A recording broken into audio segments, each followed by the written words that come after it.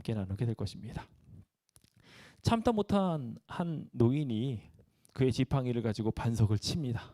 반석을 치자 그 반석에서 물이 나옵니다. 그 반석을 치면서 소리를 그는 크게 외칩니다. 너희 반역자들아 들으라. 우리가 너희를 위하여 이 반석으로부터 물을 내야만 하겠느냐? 라고 말이죠. 물줄기가 정말 용출되듯 튀어나왔으며 모든 이들이 마시기에 부족함이 없었지만 모세는 그가 한 이 실수로 말미암아 결국 가나안에 들어가지 못하는 안타까운 상황을 맞이하게 됩니다. 여기서 그가 한 가장 큰 잘못이 무엇이었을까요? 저는 여기서 한 가장 큰 잘못된 점이 사람이 부각되고 반석이 부각되지 않았기 때문에 일어난 현상이라고 생각이 됩니다. 여기서 반석은 예수 그리스도입니다. 그 그리스도가 제외된 어떠한 지도자나 어떠한 사람이 부각되어서는 하나님의 집합체로서의 역할을 할 수 없게 되는 것입니다. 주님께서는 교회를 바로 이와 같은 곳으로 만드셨습니다. 한 사람이 이끌어가는 곳이 아닌 모두가 모여서 하는 곳, 주님의 뜻대로 모여서 예수님의 가르침이라면 껌뻑 죽고 다 고개 숙이는 곳, 그게 바로 교회인 것이죠. 오늘 우리는 이 교회에 대하여 함께 배우며 주님의 뜻 아래 우리의 모든 생각들을 굴복시키게 되기를 소망해 봅니다. 모세는 이 세상에서 행했던 마지막 설교주를 상기해가면서 하나님의 안정성과 신뢰성을 묘사하기 위해서 자주 바위를 활용하였습니다. 이 반석이라는 표현들은 누누이 계속해서 반복되었고 그 반석에 기초하여 주님께서는 마찬가지로 베드로를 통하여 내가 이 교회를 이 반석 위에 세우겠다라고 말씀하셨습니다. 즉 교회의 기초는 예수 그리스도인 것입니다. 오늘 그 예수 그리스도가 우리의 반석 되어 주심에 대하여 감사합시다. 사실 모여 있는 우리 모두를 보면은 사단이 후하고 바람 불면 다 흩어질 것 같은 연약한 존재인 것이 분명합니다. 하지만 이 교회는 미약하지만 결국 하나님을 기초로 하고 있기에 승리하게 될 것입니다. 그러니 우리는 이제 이 반석 위에 우리의 삶을 두어야 할 것입니다. 많은 이들은 유혹을 받습니다. 이 반석의 삶을 살아가는 것이 너무 힘들다 보니까 모래 위에 집을 지으려고 말이죠. 하지만 모래 위에 집을 지은 집들은 재난이나 재앙이 오게 될 때 그냥 휩쓸려서 사라져버리고 말게 될 것입니다. 우리는 예수 그리스도 안에 모여야 합니다. 그리스도의 이름으로 모인 사람들을 그리스도인이라고 취하며 주님께서는 그 부름에 응하여 온 사람들을 교회라고 부르셨습니다. 그러니 오늘 우리의 교회적 특성들을 생각하며 교회라는 목표로 우리 모두 함께 발맞춰 걷게 되기를 함께 소망합니다. 그 결심을 담아서 히브리서 10장 25절을 읽기 원합니다. 함께 읽어볼까요? 시작. 모이기를 패하는 어떤 사람들의 습관과 같이 하지 말고 오직 권하여 그날이 가까움을 볼수록 더욱 그리하자. 주님의 날이 더욱 가까웠으니 우리는 어떻게 해야 되겠습니까? 더욱 열심히 모여야 합니다. 이 성전에 어쩌면은 뭐 잘 되던 안 되던 이 성전은 지금 1년이나 2년밖에 못 버팁니다. 곧 사라질 성전입니다. 우리의 추억이 묻었던 이 성전도 이제 곧 사라집니다. 그럼 어떻게 됩니까? 그럴수록 더 애착을 가지고 이 성전에 모여야 되지 않겠습니까? 여기 첫 번째 문제는 이렇게 질문을 던집니다. 과로는 그리스도 예수를 주와 구주로 믿는 신자들의 공동체이다 라고 말합니다. 뭘까요? 교회입니다. 그러니까 교회는요, 즉 공동체예요. 예수 그리스도로 그 이름으로 모인 공동체라는 것입니다. 우리는 사실 어디든 공동체에 포함되어 살아가게 되어 있습니다.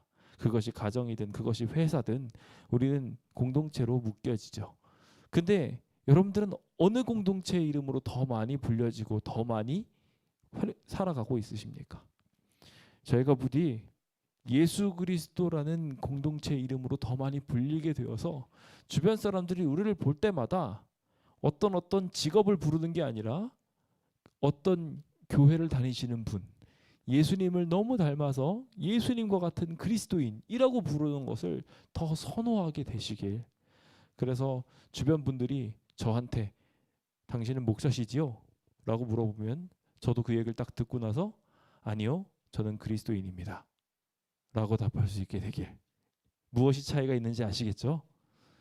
직업이 아니라 그리스도인이 먼저 되길. 우리가 그렇게 바라며 교인 되기를 함께 소망해 보게 되었으면 좋겠습니다. 함께 그럼 우리 그 12번째 교리를 읽어보겠습니다. 교회는 예수 그리스도를 주와 구주로 믿는 신자들의 공동체이다. 구약시대에 하나님의 백성들은 개성하여 우리는 세상에서 불러내신 바 되었고 예배와 친교, 말씀의 교훈과 성만찬의 거행, 온 인류의 봉사와 전 세계적인 복음의 선포에 동참한다. 교회는 그의 권위를 성육신하신 말씀이신 그리스도와 기록된 말씀인 성경으로부터 받는다. 교회는 하나님의 가족이며 교인들은 그분의 자녀로 입양되었다. 교인들은 새 언약의 기초 위에 산다. 우리는 그리스도의 몸이며 그리스도께서 머리가 되신 신앙 공동체이다. 교회는 그리스도께서 그를 성결하게 하시고 깨끗게 하기 위하여 돌아가신 신부이다. 그리스도께서 승리자로 다시 오실 때 그분은 당신의 피로 사셨고 티나 주름 잡힌 것이 없이 거룩하고 흠이 없으며 모든 시대를 통하여 충성을 다한 영광스러운 교회를 맞아 들이실 것이다. 아멘. 성경은 우리에게 분명하게 교회를 신부로 묘사합니다. 저희는 그 신부의 혼인잔치에 초청된 초청자들이지요. 우리가 그 모임에 함께 들어가게 되어 신부와 하나가 되어 한 가족이 되었을 때 비로소 그 잔치에 들어가 함께 먹고 마시며 그 혼인잔치의 즐거움을 누릴 수 있게 될 것입니다. 근데 우리가 신부와 관계가 없습니다. 교회와 관계가 없게 된다면 우리는 그 잔치에 들어갈 수 있을까요? 이것도 우리가 잘 생각해 보아야 될 문제입니다. 주님께서 신부를 맞아들였는데 신부와 관계없는 삶을 살아가고 있어요. 그러면 안타깝게도 이 사람은 교회에 속하지 않고 하나님께서 불러 모으신 집단에 속하지 않았으므로 그 사람은 그 사람의 의로 찾아온 그냥 식객이 될 것이며 주님은 준비된 예복을 입지 않은 사람들을 불러내시어 바깥에서 슬피 울며 이를 갈게 하실 것입니다. 그런 의미에 있어서 우리는 교회에 대하여 잘 이해하고 하나님의 뜻대로 그 안에 머물기로 결심하는 일들을 계속해 나가야 할 것입니다. 교회의 성서적 의미는 다음과 같습니다. 불러냄을 받은 자들이라는 뜻이죠. 주님께서 가르치셨는데 그 가르침에 응답하여 모인 이들이라는 소리입니다. 그래서 여기에는 반드시 복수형으로 사용된 에클레시아가 사용되고요. 그리고 하나님께서 부르심에 응답한 사람들이라는 가르침이 포함됩니다. 그래서 우리는 우리를 가르쳐 교회라고 부릅니다. 교인은 한 사람을 말하지만 주님께서는 교인들을 모셔서 교회로 만들기를 바라십니다. 그래서 그것들을 소환하여 모이게 한 모든 이들에게 다 이 이야기들이 관습적으로 들어가게 되었음을 우리는 보게 됩니다. 자, 그렇다면 이 교회에 대한 것을 좀 더 명확하게 알기 위해 문제 몇 가지 풀어보겠습니다. 첫 번째입니다. 신약 성경에 나오는 교회라는 말은 불러냄을 받은 자들, 이 단어를 사용한 것입니다. 이 단어가 뭘까요? 방금 전에 공부했습니다. 에클레시아. 그렇습니다. 이 에클레시아라는 말은요, 구약 성성의 헬라어판인 70인역을 해석하는 과정 속에서 총회, 회중 이를 뜻했던 히브리 말 카할을 번역할 때 사용했던 말입니다. 하나님께서 부르셨을 때 그들이 모이면은 그 모이는 것을 통해 가지고 그들을 회중, 총회라고 불렀는데 그들을 카할이라고 부릅니다. 그러니까 우리가 요즘 민수기를 배우게 되는데 하나님께서 그 백성들을 다 헤아리시죠. 그 다음에 그 회중들을 모으시고 난 다음에 은나팔을 만들어서 불게 하십니다. 불었을 때 그 부는 횟수에 따라서 한 번은 지도자들이 모이고 두 번을 부르면 총회들이 다 모이게 되는 형태로 되어 있었는데요. 그 모임에 대해서 사람들이 모일 때 모든 사람들이 그 총회 회중에 모이게 되어 있습니다. 그것을 카할이라고 불렀습니다. 주님께서 부르는 모든 백성들을 카할이라고 말했다는 거예요. 주님이 나팔로 뿌 부시면은 순종해서 다 모이는 사람들. 그게 그래서 주님께서는 그것을 다른 말로 표현하면서 양들이 내 음성을 안다고 이야기해서 목자가 얘들아 모여라 하면 양들이 와 모이잖아요. 그 모이는 것들을 카할이라고 부르셨다는 거예요. 이해되셨죠? 그래서 주님께서 명령하셨을 때 그곳에 함께 모이는 사람들, 주님이 나 여기 있다라고 이야기하면 아빠 하고 달려드는 사람들, 그게 바로 교회라는 것입니다. 오늘 우리도 마찬가지로 주님의 가르침이 너무 좋아서 주님을 너무 사랑해서 모이셨으리라 생각합니다. 그렇다면 우리의 온 마음을 다하여 주님께 매달립시다. 그것이 우리 교회가 가진 정체성이며 이 건물이 아닙니다. 건물은 무너져도 돼요. 하지만 우리가 무너지면 안 됩니다. 저는 우리 교회가 부디 이와 같은 진정한 신앙 공동체가 되기를 소망합니다. 외부적인 문제로 무너지는 것은 상관없다고 제가 앞서 말씀드렸는데요. 왜냐하면 이 사람들은 불러냄을 받은 사람들이기 때문에 다시 주님의 이름으로 다시 설 수 있게 될 것입니다. 어떤 방법으로든 말입니다. 그런데 그들이 교회의 의미를 건물에 두게 된다면 안타깝게도 교회가 무너지게 되면 그들은 다 사라지고 말 겁니다. 저희 교회가 지금 당면에 있는 가장 중요한 문제 중에 하나는 카할이 되지 않는다는 것입니다. 주님이 부르시는데 모이는 것에 더디 되고 있는 것입니다. 코로나는 문제점인 사실 이제는 거의 다 물러가서 사라졌습니다. 하지만 사단이 만들어 놓은 그 커다란 상처는 우리 여전히 삶 속에 남아 있어서 주님께서 불러내셔서 이 백성들을 카할로 만들고 싶으신데 에클리시아로 만들고 싶으신데 안 모이는 거예요. 그러니까 내부적으로 무너진 겁니다. 그러면은 건물은 멀쩡하게 주님께서 다시 세워놓으셔도 그 안에 사람이 없게 됩니다. 그러면은 아무 의미가 없게 되겠죠. 그래서 우리는 하나님께서 복을 내리실 수 있도록 우리 자신을 먼저 에클레시아 카할로 만들어야 됩니다. 주님이 부르시면 만사를 제껴놓고 내려놓고 가는 겁니다. 우리가 그런 관계로 하나님과의 관계를 다시 맺게 되기를 소망합니다. 신약 성서에서 교회라는 용어를 쓴 용례들이 있었습니다. 이 용례들에 대하여 잠깐 좀 정리를 해볼까요? 자, 1번, 2번 그리고 4번, 5번은 우리가 생각해볼 1번, 2번, 3번 그리고 1번, 2번 그리고 4번, 5번은 우리가 지금 제대로 된 용례로 사용된 것입니다. 주님께서는 특정 장소에 모인 신자들도 그리고 지역에 살고 있는 사람들도 그리고 여기 보시면은 여기 내용 중에 4번, 5번의 그 교리책 4번, 5번에 해당하는 지휘적인 그리고 전 세계적인 모인 신자들의 복수형들을 다 가리킬 때 에클레시아라는 말을 사용하셨습니다. 그래서 주님께서는요 사실 그 사람들에 대한 모든 것들을 다 모았고 심지어 가정에 들어가서 거기에 모였어도 그리고 심지어 충성스러운 피조물들에 이르기까지도 그들이 모였으면 카할로 모셨습니다. 근데 여기 3번은 조금 차이가 있습니다. 3번에 뭐가 문제가 있는 걸까요? 마음이 감동된 모든 자들. 여기 출애굽기 35장 21절에 나온 이 이야기는 뭐냐면요. 카할 중에서도 특별한 무리들을 말합니다. 그러니까 이들은 교회에 왔는데 하나님 앞에 마음이 감동이 돼서 헌금을 드린 사람들이에요. 어떤 이들은 굉장히 잘못된 사상을 가지고 있으세요. 내가 교회에 참석만 하고 내가 헌물을 하지 않으면 나는 교인이 아니다 생각하시는 분들이 계셔요. 아닙니다. 헌신은 저절로 이루어지는 것입니다. 그것은 교회의 요건이 될 수 없습니다. 교회의 요건은 주님이 부르실 때 오는 겁니다. 거기까지예요. 그러면 그 다음에 하나님은 알아서 하나님의 역사로 그것을 만들어내십니다. 그러니까 우리가 이러이러한 자격 요건이 없어서 나는 카할이라고 뭐 에클레시아라고 교회라고 불릴 자격이 없어요라고 생각하신다면 오산입니다. 아니에요. 주님께서는 헌신과 관계없이 이 백성들을 교회라고 부르십니다. 불러내셔서 응답만 한다면. 그러니까 쉬워요, 안 쉬워요? 구원이랑 똑같은 거예요.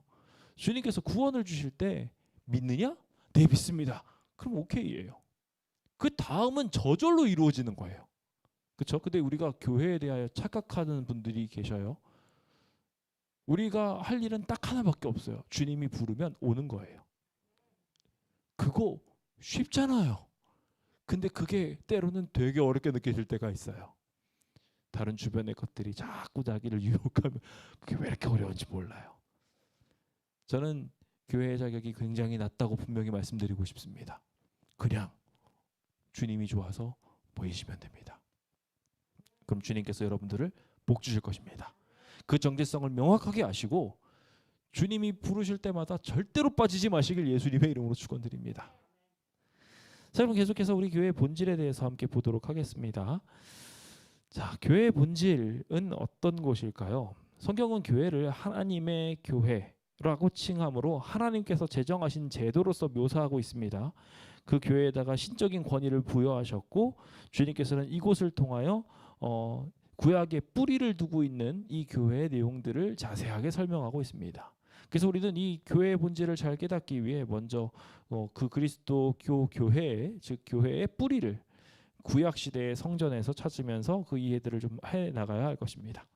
우리가 잘 아는 것처럼 초기 시대부터 아담, 셋, 노아, 셈 막 이런 사람들은 다들 가정 단위로 이 불림을 입었고 그들은 거기에서 제단 중심의 예배를 드렸습니다. 가정 제단, 이것은 굉장히 중요한 또 하나의 예배적 특성이라고 볼 수 있을 것입니다. 그 예배적 특성을 우리가 절대로 놓치지 않게 되기를 예수님의 이름으로 축원드립니다. 종종 많은 사람들이 그냥 교회에 모이는 것만 예배라고 생각하시는데요. 물론 그것도 분명하게 맞지만 우리 가정에서도 주님께서 부르신다는 걸 기억하셔야 됩니다. 그래서 가정 중심에서 모여서 원래 그 원형의 모습대로 우리가 함께 모여서 주님의 뜻들을 바라고 소망하는 일들을 분명하게 하게 되었으면 좋겠습니다.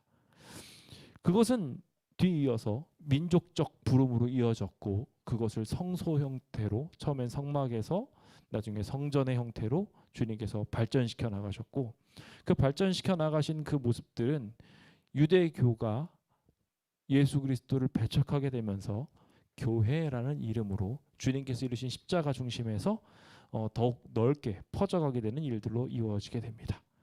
이스라엘 공동체의 실패가 즉 모든 백성들한테 오히려 복음을 더 널리 전파하게 되는 일들로 이어지게 된 데에는 예수 그리스도라는 동력 없이는 불가능했을 것입니다. 그래서 우리는 그 안에 소속한 사람들을 사실 교인이라기 부르기보다는 그리스도인들이라고 불러야 합니다. 교인은 사실 조금 어떻게 보면은 그냥 교회에 속한 사람에 속할 뿐이지 사실 교회는 그리스도인들이 모인 곳입니다. 교회는 교인들이 모인 곳이 아니라 근데 문제는 교회 안에 교인들도 있죠. 그리스도인은 아닌 교인들. 우리가 이것은 좀 구별해 볼 필요가 있고 교회의 본질로 돌아가려면 예수 그리스도께서 부르실 때 우리가 어떤 자세를 취하느냐에 따라서 이와 같은 교회냐 그리스도인이냐 교인이냐를 구분하면서 들어갈 수 있게 될 것 같습니다. 이 자리에 계신 모든 분들이 부디 교인이 아니라 그리스도인이 되시길 예수님의 이름으로 축원드립니다. 교회에 대한 은유적인 묘사들은 상당히 많이 등장하는데요. 몸이나 성전, 신부, 위에 있는 예루살렘, 가족, 그리고 진리의 기둥, 싸우는 군대 등으로 아주 자세하게 묘사되곤 합니다. 자세한 내용들은 기본교리책을 참조하시고 문제들을 통해서도 간단하게 살펴보게 될 것입니다. 이런 은유적 표현들을 통하여 우리는 자연스럽게 우리는 하나님께 속했다라는 것을 배울 수 있게 됩니다. 그래서 주님께 속하여서 때로는 육체의 지체로 때로는 우리가 신앙인 공동체로 때로는 그 남자와 여자와의 관계 등으로 하나님께 결국 속해 있는 존재로 하나님께서는 계속해서 표현하고 계십니다. 우리가 주님께 속해 있다는 것을 소속감을 가지고 생각하는 것이 굉장히 중요하다는 것을 말하고 있는 것이죠. 자, 그다음 여기 두 가지 부분으로 교회에 대하여 이해할 필요가 있다고 기본교리도 말하고 있습니다. 첫 번째는 가시적인 교회고 두 번째는 비가시적 교회입니다. 이 내용에 대해서는 우리가 문제를 풀면서 함께 풀어보도록 하겠습니다. 일단은 문제 중에 몸으로서의 교회에 대한 문제입니다. 성경의 은유 중 이가 하나인데 이 몸으로서 교회를 설명하고 있는 것 중에 틀린 것이 하나가 있습니다. 무엇인지 보도록 할까요? 정답은 5번입니다. 은사 자체가 목적이 될 수는 없지요.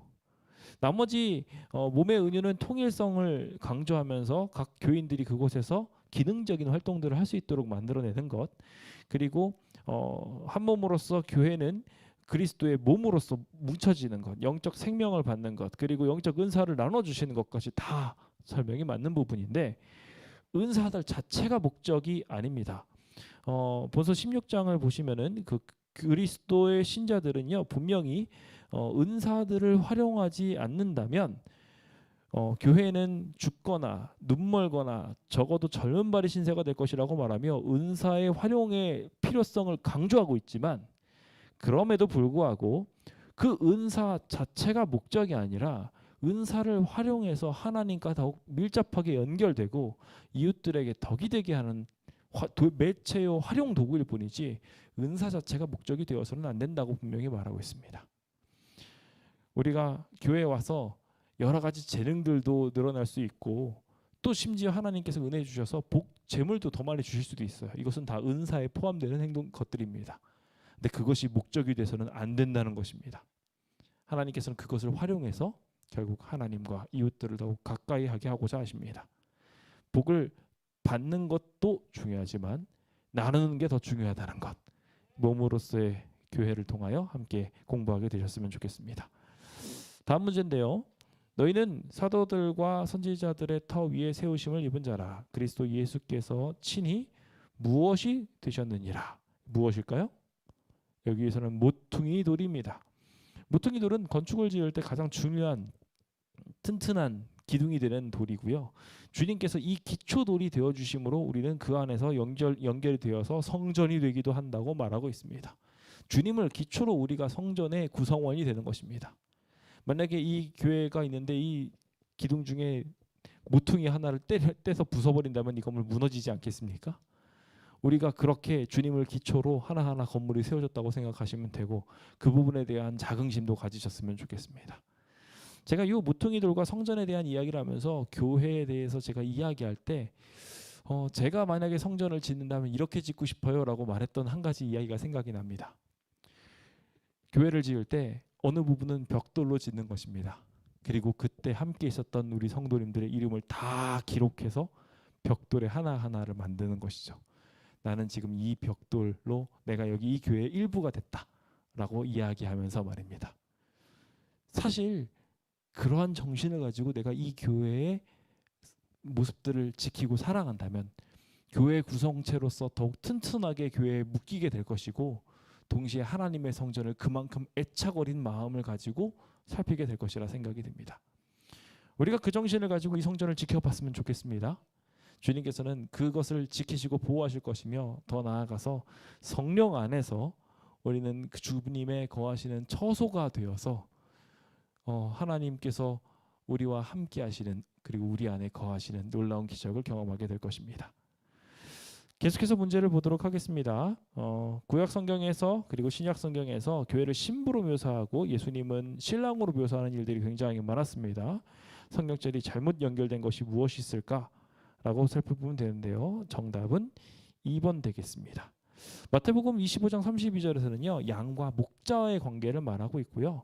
나머지 호세아 2장에서는 내가 내게 장가들어 하면서 호세아가 계속해가지고 예수 하나님을 표징하면서 이스라엘과 결혼하는 관계로 이렇게 이야기하는 이야기로 풀어가는 이야기들을 담고 있고, 예레미야 3장 14절에서는 나는 너희의 남편이다라고 표현하셨고, 고린도후서 11장 2절에서는 정결한 처녀로 한 남편인 그리스도께 드리려고 중배하는 것이다라고 이야기하며, 마찬가지로 혼인 관계들로 다 표현하는 내용들이 계속해서 등장하고 있습니다. 에베소서 5장 27절에서도 마찬가지로 영광스러운 것으로 세우시면서 티나 주름 잡힌 것 없이 하나님의 신부로서 준비시키기 위한 과정들을 설명하고 있는 내용이라고 이해하시면 될 것 같습니다. 정답은 2번입니다. 네. 자, 21번 문제고요. 이것은 한 가족으로서의 교회를 설명하고 있는 내용이네요. 주님께서는 그것을 설명하기 위해서 양자됨이라는 은유를 사용하셨습니다. 여기 은유 중 두 가지가 있습니다. 3장 8절에는 중생, 다시 태어남, 이란 뜻이고요. 그리고 나머지 로마서 8장이랑 에베소서 1장에 등장하는 또 하나의 은유는 양자됨인데요. 우리가 침례를 통해서 죽으면 그 다음에는 다시 태어나서 누구의 가족으로 들어간다고요? 우리 하나님의 가족으로요. 그러니까 하나님의 가족으로 딱 들어가게 되니 우리를 하나님을 향하여 아빠, 아버지라고 부를 수 있게 된다는 것이죠. 그것을 양자됨이라고 표현합니다. 그래서 우리가 교회에 속하기 위해서는 이 두 가지 은유적 표현을 다 활용해서 중생과 다시 태어남과 주님의 양자됐다라는 것에 대하여 의미를 분명하게 부여한다면 우리의 소속감도 더욱 고취되지 않을까 생각이 됩니다. 계속해서 가족과 관련된 질문인데요. 여기서도 교제에 관련된 이야기를 하시면서 코이노니아라는 단어를 사용하시는데요. 이 그리스도인 교제 코이노니아는 단순히 사교적인 회합이 아니라 복음 안에서 교제한다는 의미입니다. 우리가 이 교회에서 해야 될 명확한 목적을 이해하고 있어야 됩니다. 교회 안에서는 우리가 그리스도 안에서 그리스도의 이름으로 모여서 함께 떡을 떼고 마시는 행위를 하는 것입니다. 그러니까 그냥 일반적 친교 모임이 아니었다는 것. 사도행전에도 등장하고 있는 모든 떡을 떼며 나누는 모든 행위들은 그들의 친교 모임이었지만 동시에 그리스도 안에 있었던 모임이었다는 것을 반드시 기억하셔야 된다는 것입니다. 그것이 코이노니아이고 우리 모든 성도님들이 그렇게 살게 되기를 소망합니다. 네, 가시적 교회와 비가시적 교회에 대한 설명인데요. 사실 가시적 교회는 봉사를 위해서 조직된 하나님의 교회로 말 그대로 보이는 교회입니다. 그래서 주변 사람들이 이것을 보고서 주변 사람들이 하나님을 인지하고 들어오게 되며 마찬가지로 지상에 있는 교회들을 잘 설명하여서 뭉쳐져 있는 백성들이 눈으로 보여지는 것이 가시적 교회라고 볼 수 있습니다. 단 반대로 비가시적 교회는 뭐라고 말할 수 있을까요? 이 교회는 전 세계의 산지에 있는 모든 백성으로 구성되어 있는 눈에 보이지 않는 신자들을 표현합니다. 그래서 조직에는 속하지 않았지만 그리스도께서 주신 모든 빛을 따르고 있는 사람들을 말하는 것입니다. 무슨 말씀이신지 이해가 되시나요? 그러니까 이 이야기는 뭐냐면 주님께서 교회라는 공동체 안에 있지 않더라도 본인이 하나님께로부터 받은 바 은혜 안에서 충실하게 순종적으로 따라가고 있다면 그것에 대해서 주님은 다 비가시적 교회로 보시고 구원하시고 성령의 호소를 하신다는 것입니다.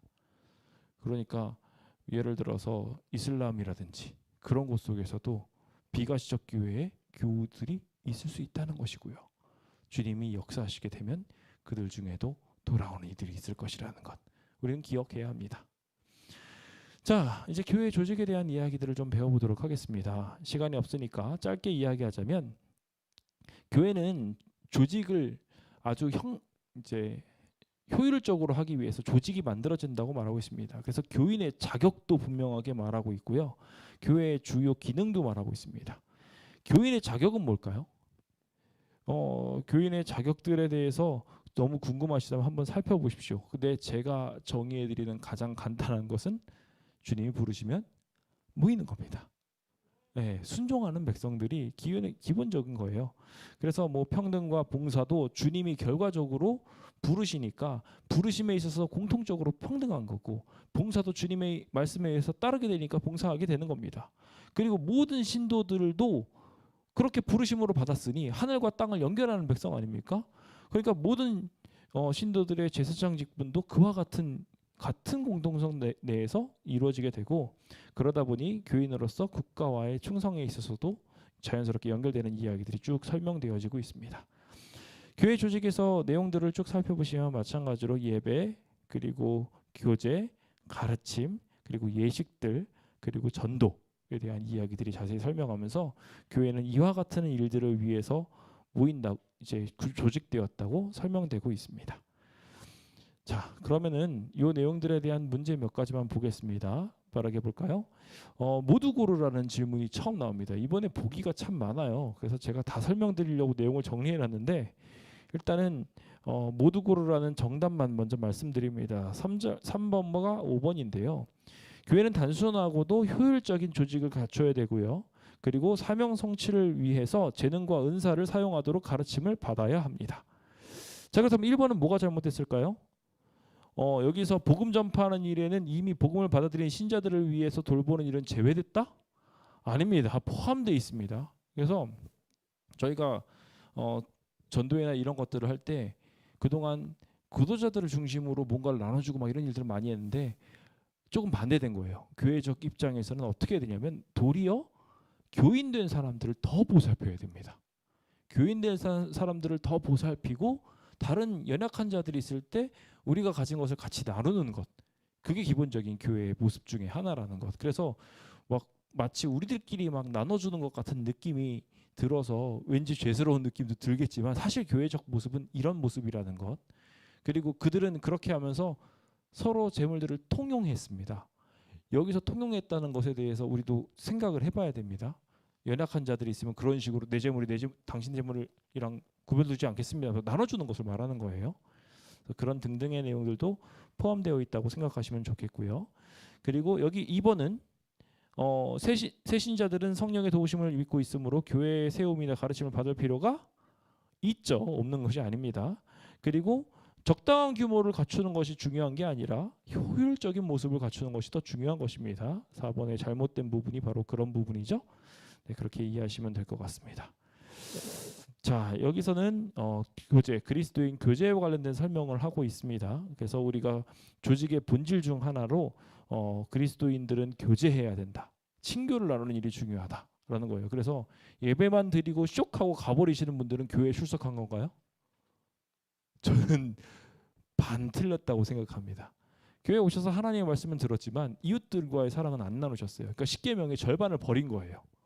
하나님을 공경하셨지만 이웃들은 사랑하지 않으셨어요. 그러니까 교회 오셨으면 안식일학교까지 끝까지 충성되게 하시고 난 뒤에 또 친교를 나누는 일들까지 하셔야 안식일 제대로 보내신 것입니다. 그 부분에 대해서 교회적 사명에 대해서 기억 꼭 하셨으면 좋겠습니다. 55번 문제인데요. 이것도 마찬가지로 생명의 향기와 사방의 냄새를 말하면서 교회적 진리 선포의 자세에 대해서 설명하고 있는 질문들을 하고 있네요. 자, 56번 문제인데요. 우리 예식들 우리가 잘 알고 있죠. 침례식, 성찬식, 그리고 세종예식. 이 세 가지는 교회에서 반드시 행해줘야 될 예식인데요. 저희 교회에서 우리 이 성찬식, 세종예식을 코로나 때문에 못한 것 때문에 교회적 사명을 한동안 수행하지 못했던 것이 너무 안타깝습니다. 이제 지난번부터 회복이 됐는데요. 혹시 참석을 못하신 분 있다면 연말에 꼭 참석하셨으면 좋겠고요. 구원이 계속 이루어져서 침례식이 멈춰지지 않게 됐으면 좋겠습니다. 네, 교회 통치에 대한 부분이고요. 통치 원칙은 그리스도 중심으로 모여서 그리스도 중심으로 모든 게 이루어지는 것이며, 그리고 그 중심에 있는 일들을 이루기 위해서 장로와 집사가 각각 세워져서 교회의 규율대로 움직이는 것이라고 볼 수 있습니다. 자, 그렇다면 그 부분에 대해서 빠르게 몇 문제 풀어보고 오늘 순서를 마쳐보도록 하겠습니다. 자, 처음 승천하시고 난 다음에 교회 지도권은 누구한테 있었을까요? 예수님께서 승천하신 뒤에 사도들한테 있었습니다. 사도들이 그것을 감당했고 나누는 일들까지 다 사도들이 했었어요. 그런데 우리가 잘 알죠. 이것을 계속 해보니까 한계가 있다는 걸 알았어요. 그래서 사도는 복음 전하는 일에 애를 썼고 그 뒤에 누가 서기 시작했습니까? 집사들이 서기 시작했습니다. 그게 7 집사의 시작이었죠. 그래서 집사님들이 사실상 사도 복음 전하는 일들을 할 때 교회를 돌보는 일들, 사무적인 일들을 하도록 되어 있습니다. 근데 요즘 교회들은 좀 이상하게 돌아가고 있어요. 이 사무적인 일들을 누가 해요? 네, 다시 또 돌아갔어요. 요즘 그것을 좀 바뀔 필요가 있어요. 그래서 원래는 제가 보니까 우리 교회가 아주 오랫동안 그렇게 해와서 그렇게 자연스럽게 된 것 같은데 다른 교회들은 그러지 않더라고요. 다른 교회들은요, 사업계획서를 누가 만들까요? 목사님은요 쭉 보시고 기도만 하신대요. 자기 목회 부서 내용만 내시고 그냥 보시고 기도만 하신대요. 다 각 사람들이 만들어가지고 다 제출해요. 그걸 목사님은 그냥 훑어만 보시고 큰 방향성만 제시했을 뿐이지 훑어만 보실 뿐이고, 그것을 엮으시는 분도 모든 것을 만들어서 실제로 운영하시는 분도 다 누구세요?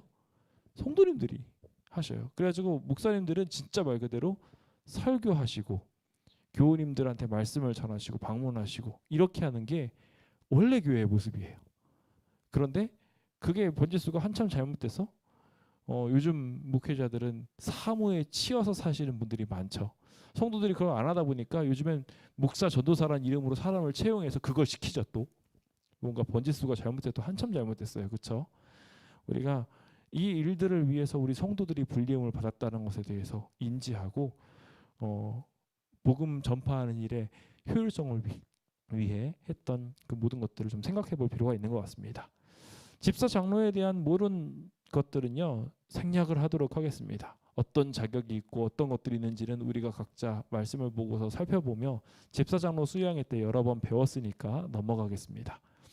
교회 통치는 우리가 잘 아는 것처럼 그리스도 중심에만 이루어져야 한다는 것을 끝까지 기억하시고 있으시면 우리는 자연스럽게 예수님 중심에서 움직일 수 있게 될 것입니다. 그런데 우리가 마찬가지로 모세 중심으로 움직이는 것처럼 보이게 되면서 모세를 바라본다면 그 다음부터는 모세에게 모든 일을 맡기게 되는 일들이 만들어지면서 그를 우상시하는 일들도 생겨나게 될 수 있고요. 각종 교회가 이상하게 되는 상황들이 생겨날 수 있습니다. 그럼 주님께서는 그 모세를 쳐서 없애버리실 겁니다. 우리도 기억해야 합니다. 교회가 교회답게 되려면 우리 모두가 주님으로 말미암아 불리움을 입었다는 것을 알고 주님이 부르실 때 모여야 합니다. 그래야 교회답게 되는 것입니다. 그 교회의 성질들이 우리의 삶에 반드시 일어나게 되어서 주님 뜻대로 모든 일들을 선히 이루어 가시는 주의 귀한 백성들 되셨으면 좋겠습니다. 이제 전도회가 정말 얼마 남지 않았습니다. 우리는 이번 전도회를 강조하고 또 강조하지만 우리의 이웃들을 데리고 오는 것을 목표로 해서 우리가 잃은 양을 회복시키는 것에 초점을 두고 있습니다. 에클레시아라 불리운 모든 이들이 이 성전에 가득 채워질 수 있도록 함께 기도 부탁드리겠습니다. 다 함께